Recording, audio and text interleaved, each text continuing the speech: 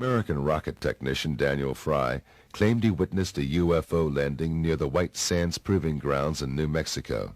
He was invited aboard and received a message for mankind.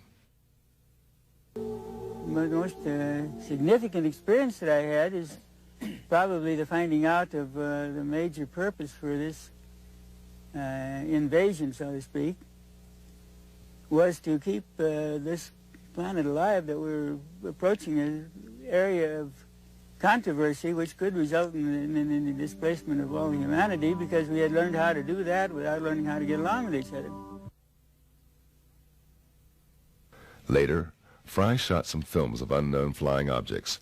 Contactees and UFO enthusiasts met regularly at the giant rock in the Californian desert, at the site where contactee George von Tassel claimed to have met space people, and where he later built, allegedly under their instruction, the Integraton, a generator to reactivate human cells and to charge them with cosmic energy, as claimed by von Tassel.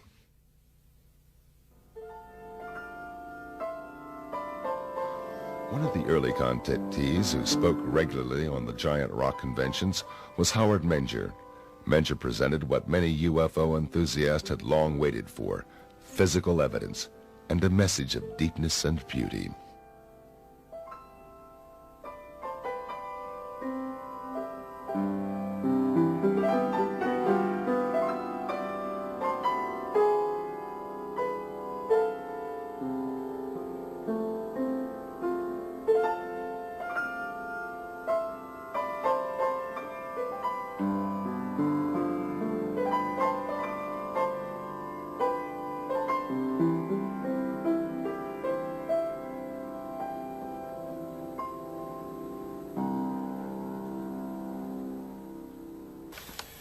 I was inspired by a trip to New York State in the Catskills. I was on my way up there under some kind of control. It seemed almost like the wheel was moving by itself. I know it sounds strange, but it's true. And I reached an old cabin in the woods, and inside there were what I considered to be aliens. They were not from this world, as far as I could see. They're very angelic people. And they had all kinds of instruments in the cabin, all types of electronic, like what we'd call pianos and organs. And on the wall, they had a 1-inch thick 2x2 television screen. And they could move it anywhere they wanted to. I think we're getting that nowadays. We're getting into that now, 35, 40 years later. But I went in there and they showed me the instruments, the musical instruments, and I expressed the wish that I wished I could play the piano. And they said, well, maybe we can help you. I don't know what they did, but I could sit down after that visit to the cabin, after meeting these wonderful people, and I could play anything by ear. I think it all began when I was very young, approximately 10 years old, in the early 30s, when I went up into the woods, as I often did, and saw a beautiful lady on a rock with a stream going by. And I was really surprised, because first I thought it was one of the farm people, because there were farms nearby. But this woman wasn't dressed in a farm outfit. She was dressed in beautiful, flowing gown. And she had long blonde hair and gold-colored eyes. And she seemed to be waiting for me, as though she knew I'd be there. And when she spoke in perfect English and a beautiful voice. And I was only 10 years old, but I want to tell you, this was quite an experience. She was like an angel, like talking to an angel. And she seemed to know all about me. And she mentioned some things that would happen in the near future. She departed almost like a vision, just disappeared, and I went back home. I didn't talk about it for weeks, not even to my brother, who often went up in the woods with me. We saw discs in the sky, my brother and I, during that period, that same period. And as time went on, some of the things that she had predicted were coming true.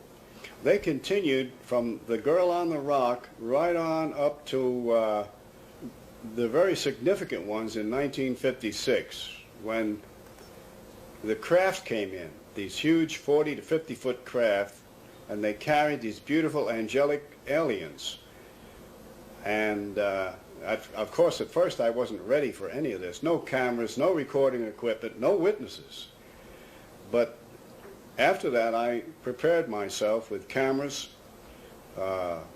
witnesses. I had witnesses. I was taking a movie on one incident in 1956 in High Bridge, New Jersey, where a craft was coming in. It's in my new book, the High Bridge incident. The pictures are in there. And the craft is coming in, and I'm taking a colored movie, 8mm movie of this. I have several witnesses from the local area, and also a federal agent from the Bureau in Newark, New Jersey was standing right next to me. I was filming a craft coming in. The door opens when it landed, and two men got out. One went to the left, one went to the right, and then a beautiful lady got out. But she had a type of spacesuit on. And she walked toward me, and when she got about 25 or 30 feet from me, she didn't say a word. And she touched something shiny on her belt. And that shiny thing got bigger and bigger and bigger, and finally enveloped her whole body to where I could see her body as a light form. And then it disappeared. And I was really surprised. I yelled back at the craft. I said, "Where did she go? Where is she?" And they yelled back in perfect Oxford English, "She's here with us in the ship." So evidently their technology has taken them into some type of teleportation, which we haven't approached that yet. Our scientists have not approached that yet, that I know of. And so evidently they have mastered time, motion, and energy in some way. Shortly after that, the two men went in the craft, the door closed, and it silently rose and left the area. I only have parts of it and slides I made from the original.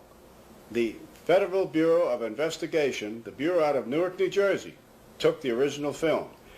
As you know, there is a definite government cover-up for three reasons: political, religious, and scientific, and for national security. Indeed, Menger had hundreds of eyewitnesses at that time. Psychiatrist Dr. Berthold Schwartz spoke with about 40 of them and became convinced that Menger's contacts were real experiences. Well, living in northern New Jersey, where I practiced medicine for many years, I used to hear years ago on the radio Howard Menger on the Long John Neville show. And I was quite interested, to put it mildly. How could someone make these statements and make all these claims and these other things going on? Then, of course, reading about it in the papers, and my patients would ask questions. People across the board, straight Americans. So one thing led to another, and then by fortuitous luck or whatever, coincidence, I met different people that were closely associated with Howard, leading citizens, not just average Joes, good, solid Americans. And they had quite a story to tell me. So the ball of yarn started to unroll, and I became more and more involved in who this man is, where he's coming from, how do you explain these things. One man himself was quite a well-known inventor. He knew Howard's family.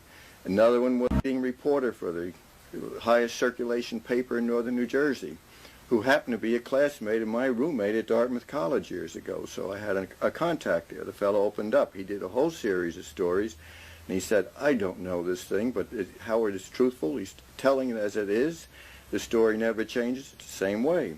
And in that town of Washington, New Jersey, I interviewed this high school principal. At that time, I interviewed a blind lady, but a very refined woman of some note locally.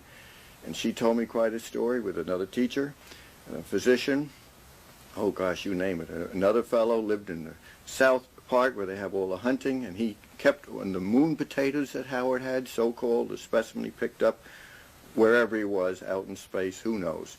But these people swore by him. They told some extraordinary stories. What did those eyewitnesses see?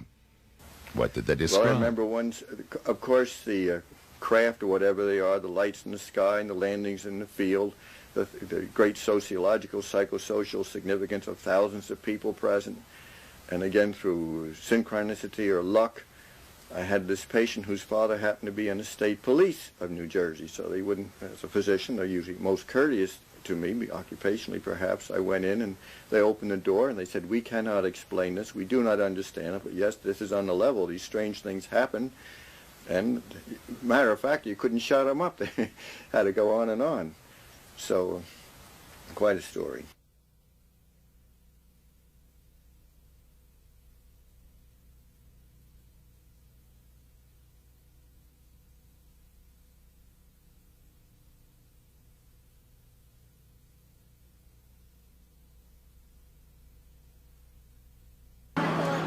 There were people that said they saw lights in the sky and things that darted very fast that didn't look like a helicopter or a plane because it moved too swiftly. And I remember we all came down to look at the field where the flying saucer had landed, where he said it had landed. And it was round, like burnt mark on the ground where the grass had all been singed.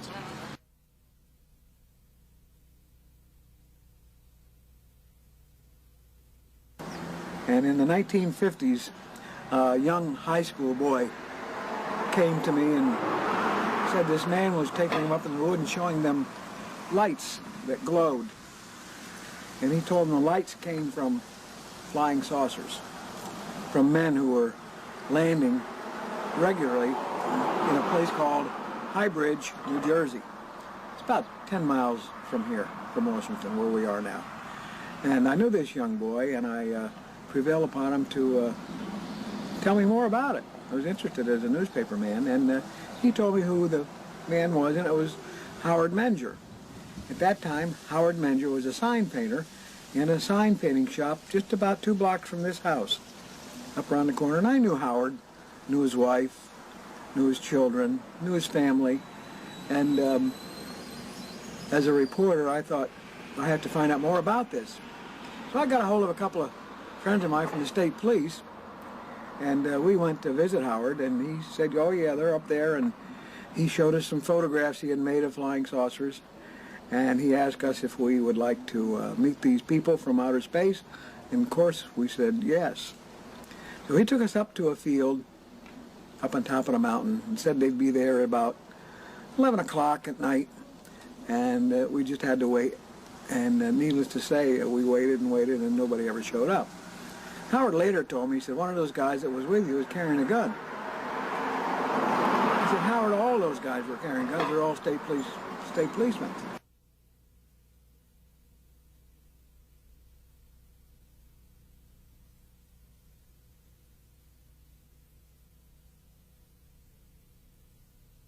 Well, one evening, he advised me that there would be a sighting, he believed, so I took a girl I was dating at the time, whose name was Dorothy, and a friend who worked for my father, his name was Richard Barry, and he was repairing televisions for my father. He was a student, I think, of Princeton at the time. I couldn't drive, I didn't have a license at the time. So Richard drove Dorothy and myself down there, and we met at Howard's house, sat in his kitchen, had cocoa, as I recall, and he said, let's go up into the woods and we'll see if, he said, I think the ships are here. So we did. And it was Howard, his wife Rose, his sister-in-law Mary, who I think was single at the time, myself, Dorothy, and Mr. Barry. So, and we broke up into groups. Howard and two of the women went one way, and myself and Mr. Barry and Dorothy went another way, and we walked down this wood trail, and we did see these pulsating lights in a ravine on the ground, and These were believed to be he said they were scout ships. And they seemed to be translucent.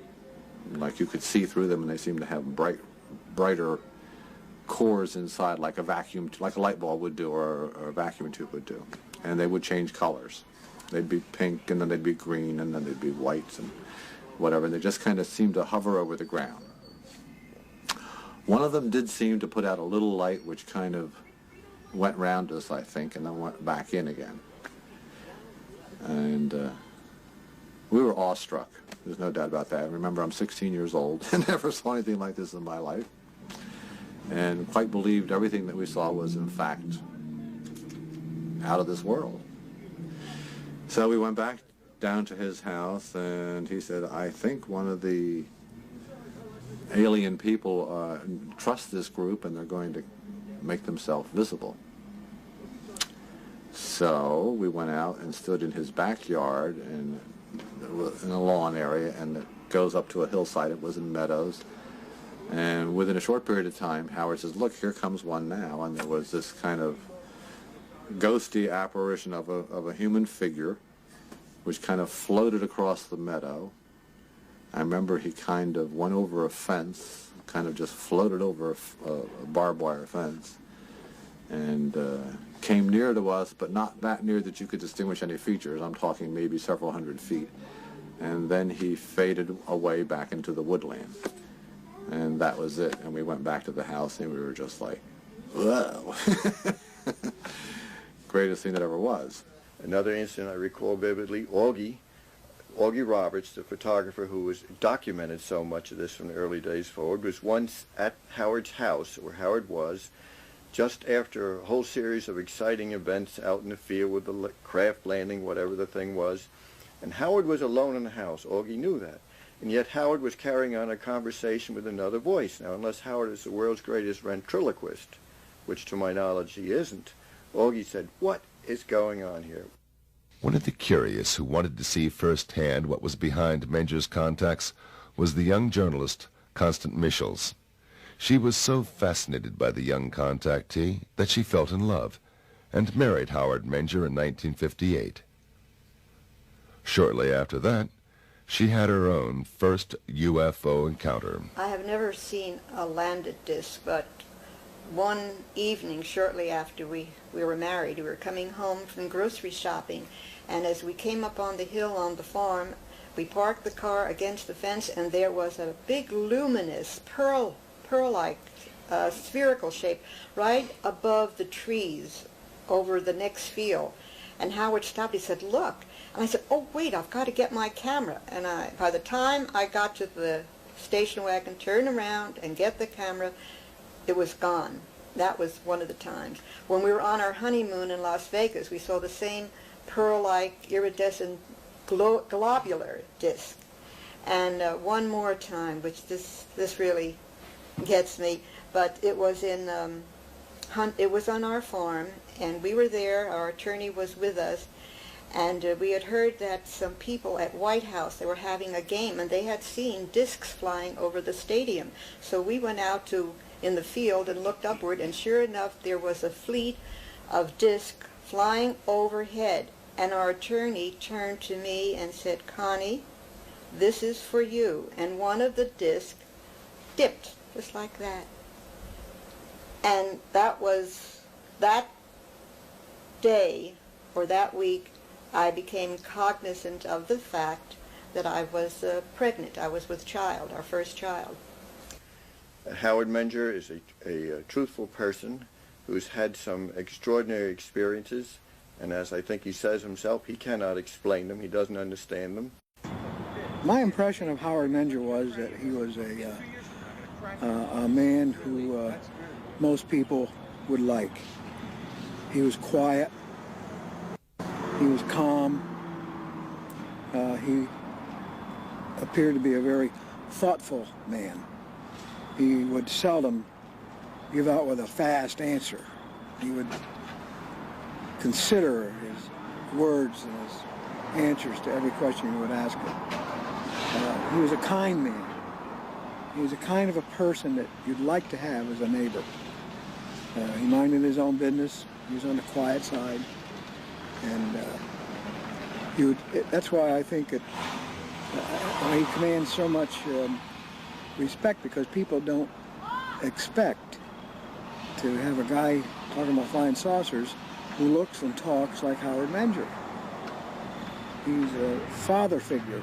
As a psychiatrist, I certainly would say that Howard appears in every way to myself to be a healthy, good citizen, a sound mind and body, as most of these people are. We've done formal studies on this long ago.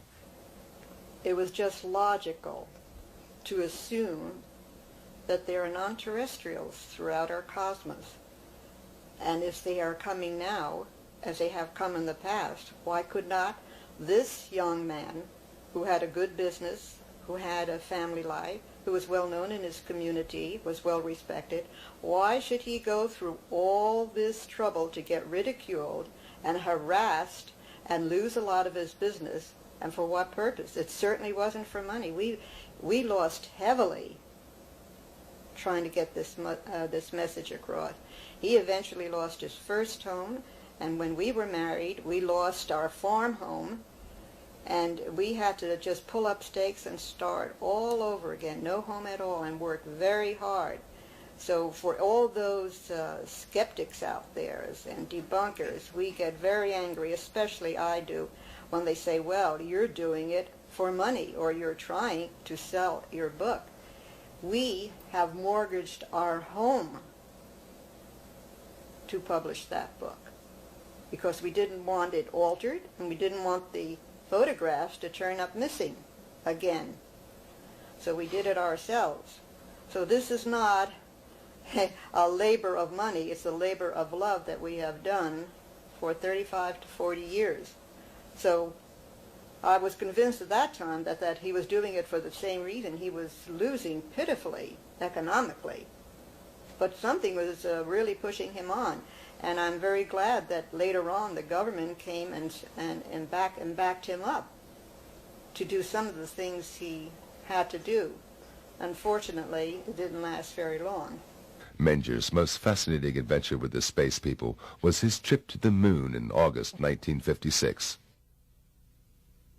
Well, I remember getting in a craft in the same location. We called it Location 1 in Hybridge, New Jersey. They invited me in the craft. And they didn't tell me right away where we were going, but I found myself in outer space with a Polaroid camera, and there were about 8 or 9 people in there with me, aliens, and a man, a friend of mine from Hybridge, New Jersey, who I still don't mention his name because he doesn't want to mention it, but he was in the craft with me. Went to school with him.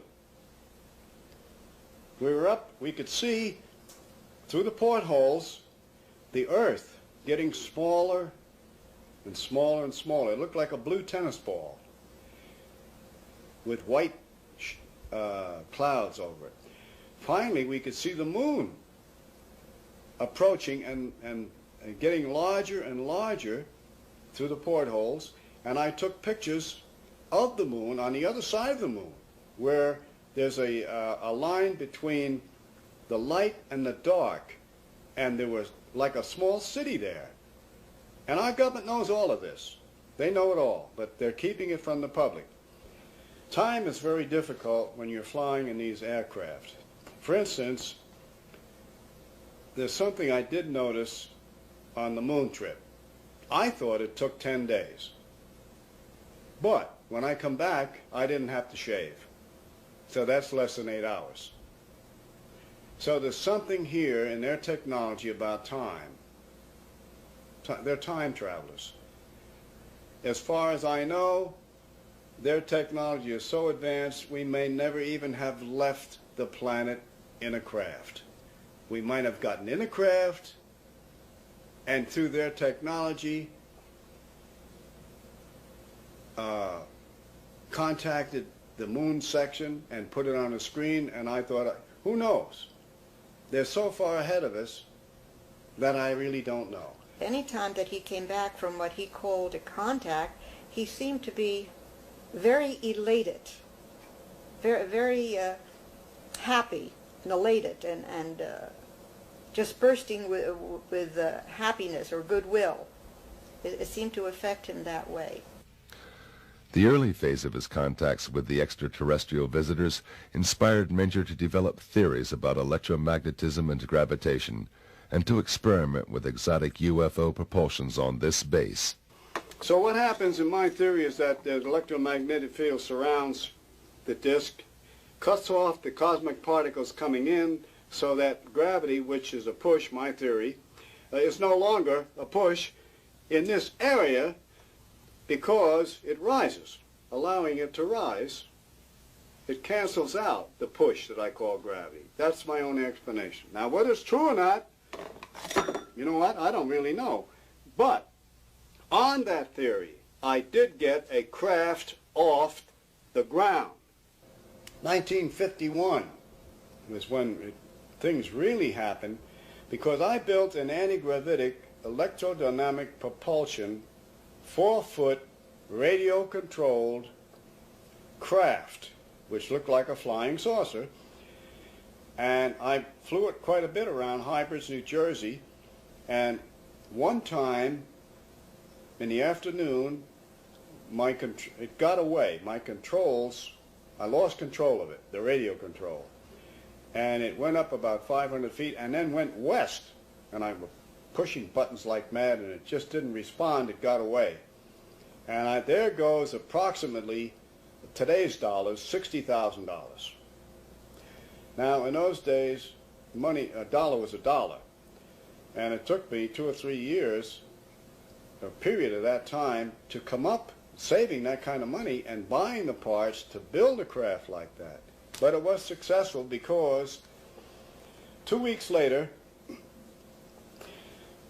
FBI agents came out of Newark, New Jersey, to my shop in Washington, New Jersey. I had a machine shop and sign shop there. And they said, "Howard Menger?" I said, "Yes." They said, "Well, we want to tell you that your craft crashed," and they showed me the pieces, on the Ohio-Pennsylvania border, which is several hundred miles from Hybrids, New Jersey. So that's, and it crashed. I don't know whether it hit a tree or what happened. And they traced me from the parts. I bought these parts in electronic shops and hardware stores on Route 22 in New Jersey, and they went to these stores and traced it down. And they're very good at this, and they came right to my shop and said, "Stop, don't do it again, keep quiet. You will be visited by some representatives from the Pentagon. They are interested in the propulsion system." So, by the time in the late 50s, they kept coming back and this and that. Now, I didn't put a lot in the book about this because they said not to. But in the 60s, they didn't have a contract, as you spoke of, but they did sponsor me to go to Colorado Springs and actually build, in cooperation with 80 other scientists, engineers, and all types of men who knew what they were doing, build a between 40, 50-foot craft, and it flew successfully. And we were shushed up, none of us could talk, and it was a wonderful experience, all paid for by the government. I have a picture of a Mercedes-Benz that the government paid for me to travel back and forth, Colorado Springs and Hybrids, New Jersey. The deal with the government had its price. Menger had to leave the UFO movement completely. Yes, they did silence me. I silenced voluntarily because of national security, which was their biggest reason. And being a patriotic citizen and a veteran of the United States Army intelligence back in World War II, yes, I did keep quiet for security reasons. Because in those days, the Soviet Union was at odds with us. They were our enemies.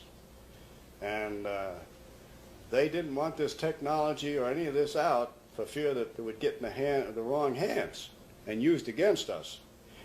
For a time there, we had to give it up entirely, any contacts with UFOs and Howard was gone so much of the time. He was involved with the government, which is it's very difficult for the family. I want to tell you, when you're dealing in intelligence work, it's very difficult for wife and family because your husband can't tell you exactly what he's doing or where he's going or when and if he's coming back. And that's all left up to conjecture, and it gets to be very uncomfortable at times. And however, that was resolved eventually, and Howard decided to give it all up and just devote his time to me and to the children and to his work until such times it would be more appropriate for us to talk about his experiences and our experiences together. But his life, his thinking, still was overshadowed by his experiences with the space people. They even influenced the life of his children, Heidi and Eric. Deeply. Yeah, the philosophy was probably the best thing they gave me anyway. I think it's given me a good open-mindedness and a good stable foundation. That's probably the best thing, if anything, that they gave us. It gave me the niche to my music because I'm a musician and I went through all types of music from Baroque, opera, jazz, modern music, and the only way I really found the way I wanted to go was through the faith that I have in it. It was really from the core of our family that I got that faith. You're dealing with a human being who's had an extraordinary experience and is bursting with knowledge and wants to tell all that he knows, but sometimes cannot. And it leaks out over the years, and persistent questioning and going over the events very carefully, trying to remember what I call parables that the non-terrestrials told him, trying to figure it out ourselves, what they meant, what the knowledge was, and realizing that it was we who had to do the searching and find out what it all meant, that we were not going to be given a textbook for aliens. We had to figure it out ourselves. And when we finally did, we found out that we had it in us all the time because we've been seeded by our non-terrestrial ancestors. So it was there. It just had to be probed, which means that we didn't lead an average, normal, everyday life. Although we did this to maintain family, our minds were always probing and always interested in reaching into that exciting field of non-terrestrials and what it really meant to us as humankind, because there's more to us than one can ever imagine. When the space people ended their contact with Menger in 1958, they left many unanswered questions. Well, they left. The original angelic people that I talked with years ago in the 50s, in the 30s, A Girl on a Rock, and then the 50s, and the many trips in the craft, they said that they would be back in 2012, that they go in cycles, but I believe that they are time travelers, and that they have bases on Venus, Mars, and many other planets. I asked them once, well, where did you come from? And they said, we have just come from the planet you call Venus.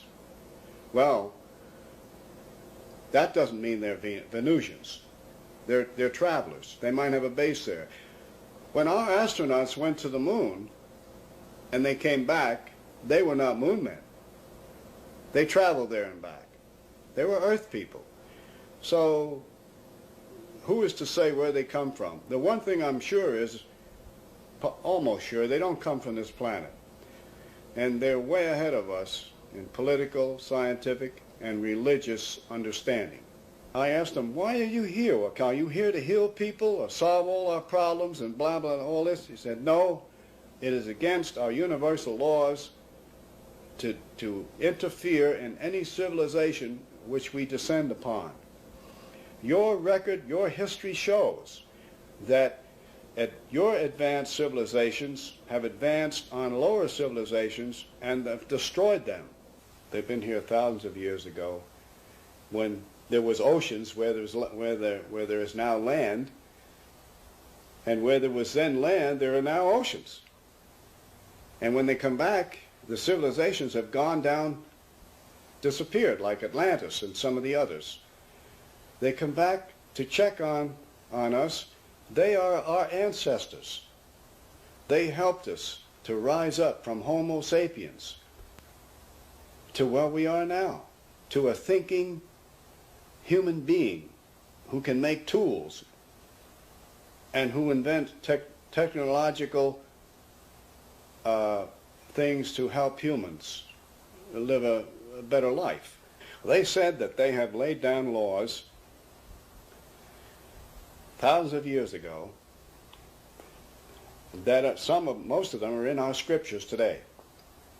Various Bibles all over the world, holy books all over the world have come, they said, from extraterrestrial contacts, because they were considered gods in those days and looked up to and worshipped.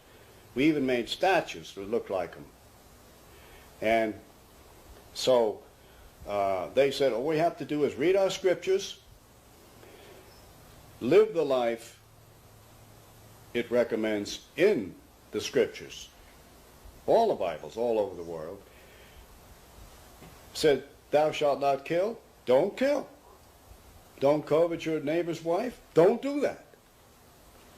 Love thy neighbor, do that. Moses, Buddha, Jesus, all said all of these things. They were contacted by these aliens, angelic beings also. Connie Menger believes that there is a strategy behind the proceeding of the extraterrestrials, a program to educate us step by step. The alien receptiveness program is to gradually make us aware of our birthright, but it has to be a very slow process, and the memory of who we are and what we are is locked in our mythology, it's locked in our ancient scriptures, it's locked in ancient books. It's all over the world. If you will collate the information, you will see the pattern emerge. However, we have to go very slowly because the memory of that has been obliterated from most of humankind. And as a matter of fact, we may have been a quarantined planet for a long stretch of time. And now that we are being monitored again, and some of the brain cells that they so graciously gave us are beginning to expand, and they are beginning to recognize, at least a lot of us are beginning to recognize, we belong to a galactic family. Now what is our purpose? Our purpose is to inform as many people as possible and give some scientific background to that, to show them that there is a possibility that we are not alone and that we come from a very different heritage other than anthropoid. As a matter of fact, we're children of the stars, but we've come through an evolutionary process because that's nature's way of producing better forms for better life expressions.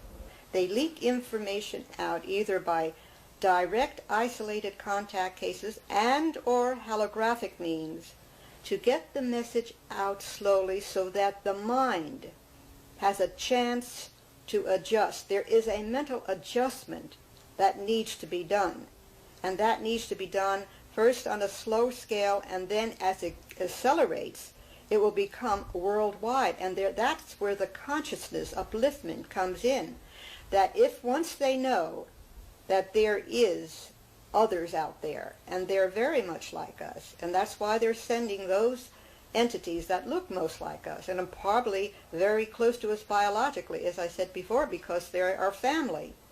And there is another reason. It must be done slow, on a slow process, because a higher culture will always destroy the lower structure. We have infrastructure in our industries, in our governments, in our religions that would fight so fiercely against this thought or against others coming in, because after all, the vested interests have control of this planet and control of the countries and control of the wealth. They don't want to have to deal with this on a hostile level. It has to be done slowly, and it has to be changing the mental set first. It's one reason they're here is for a spiritual reason, to develop us more on a spiritual level. Technology is advancing quicker and going further ahead than our spirituality, and that's very dangerous. Personally, I feel that we have to have a greater reverence for life, all life, greater respect for our planet, greater expression of intelligence between each other, and greater care and responsibility for everything that we do. We have to take responsibility and take charge for what is happening today, because that is the only way we can change it. And once we do these things, we become, I wouldn't like to use the word worthy, we become more receptive to contacts with other people.